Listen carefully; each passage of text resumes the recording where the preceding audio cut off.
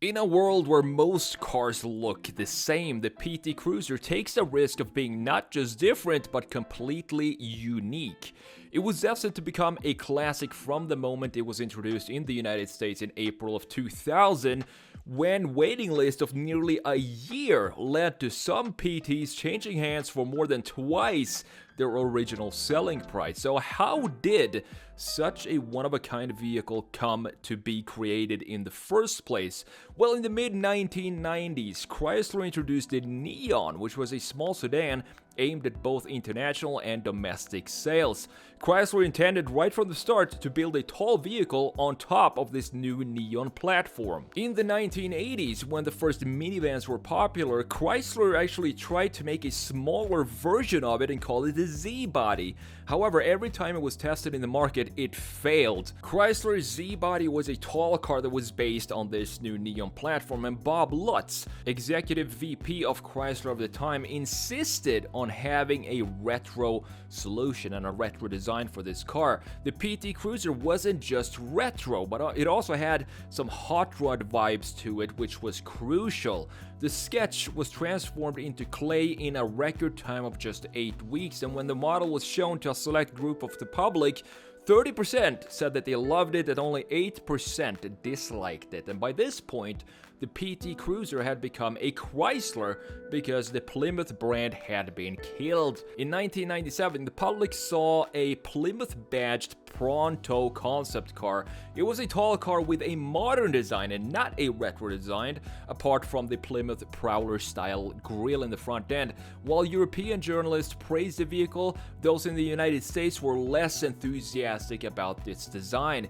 It was clear that the basic concept was correct, but that a more eye-catching design was required. And after some more research and debate, the concept of a car that could somehow capture the spirit of America was born. After a failed attempt at modern styling, Chrysler leaders started to look to combine modern practical features with classic American car design. So from the styling of the 1920s, the 1930s, to the hot rods of the 50s and 60s, all that was required now was a designer capable of bringing such ideas to life. And this is where Brian Nesbitt comes in. He was just 27, recently graduated from Pasadena's Art Center College of Design, but he had been involved in this project from the beginning and was given complete freedom to develop his ideas. What a dream project for a newly graduated designer. His own research in Europe revealed that the vehicle would fall into the popular MPV category. The American styling was set it apart as an import, giving it some prestige in Europe, but it was completely different here in the States. A small hatchback just wouldn't be appealing, let alone prestigious. A truly unique car, on the other hand, had the potential to carve its own market niche and attract buyers from all walks of life. Nesbitt, he combined this 1930s era style with high curvaceous cars with bold radiator grills with the forward-leaning stance of a hot rod, adding modern touches like the headlights, the windscreen, and the short body overhangs in the front and the rear. At the same time, he had to stick to the hatchback concept, which included a flat floor for the car to be classified as a truck in order to meet the company's official fuel economy quotas. His sketches demonstrate how similar the original design actually was to the final product, or the final PT Cruiser. The Pronto Cruiser, a very stylish three-door concept, was designed by Nesbitt, shown at the Geneva Auto Show in 1998, and his goal was to gauge the public's reaction to this concept, but also to confuse Chrysler's competitors.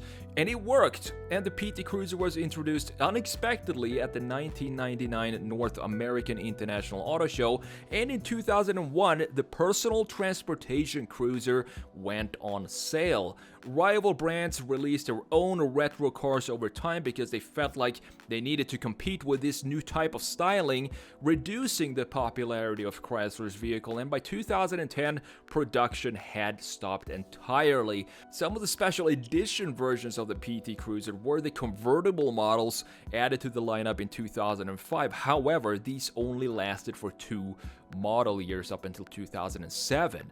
And during the Chrysler's PT Cruiser's 10-year production run, 1.4 million units were produced, and the PT Cruiser had a huge effect on the car business because it forced other competitors to make similar cars to compete with Chrysler, and this was one of the first cars that had that brought back this retro styling in a modern version.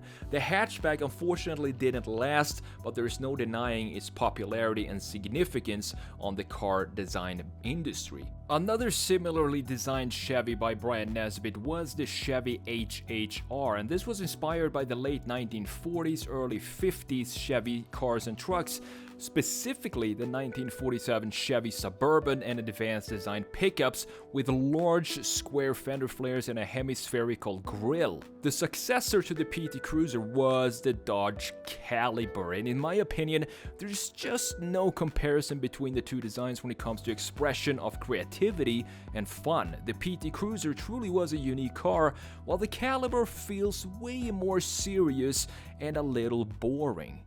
Personally, I've always been a fan of the PT Cruiser. I think it's such a unique and fun design. They actually let the designers have some fun and come up with something new. Specifically, when this came out, it was right in the middle of the melted cheese era, so they decided to do something different.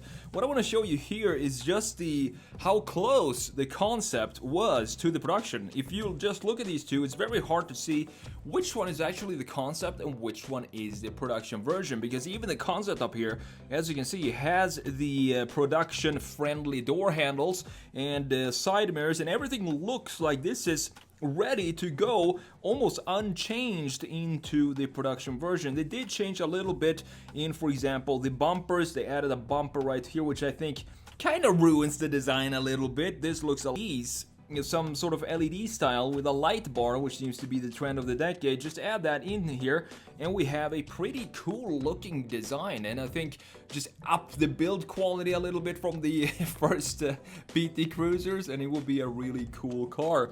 The front end, I wanted to have still have some hot rod grille and 20s inspired grills in the front end, but in a modern take as well. And then I did this redesign as well. I think this is the last version ever of the PT Cruiser. This design up here, you can see that the grille changed and the bumper, the intake, and the headlights changed as well for the facelifted PT Cruiser. I prefer actually the first pre-facelift generation because I think that is more true to what the PT Cruiser was intended to be when it comes to the retro-inspired design. But this still looks pretty decent, and what I did here was just add some new wheels and just keep the proportions, some new side mirrors, and try to work with the graphics to make it into a more modernized version of this PT Cruiser. Thank you so much for watching, and I will see you in the next video.